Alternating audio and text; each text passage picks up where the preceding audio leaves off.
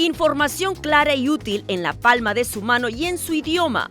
Noticentro es la fuente de noticias en español del condado de Fairfax. Una publicación muy informativa y cubre muchos temas de interés. Noticentro envía boletines por correo electrónico mensualmente sobre los servicios y programas que ofrece el condado.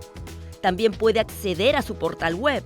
Es algo que nos permite llegar a la gente de habla hispana, que somos gente de diferentes países, de más de 20 países, somos los que hablamos español. Noticentro es el boletín informativo para la comunidad hispana y celebra su primer aniversario.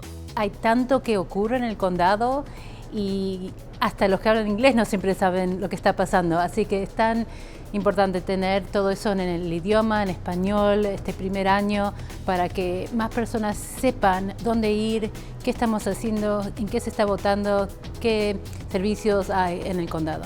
En solo un año, Noticentro ha logrado altos niveles de participación, reflejando el interés y la confianza de la comunidad.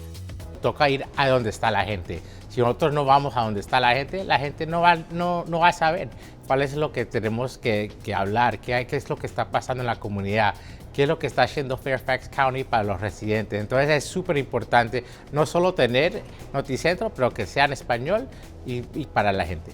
Cada edición es más que información, es un puente entre el condado y los hispanos.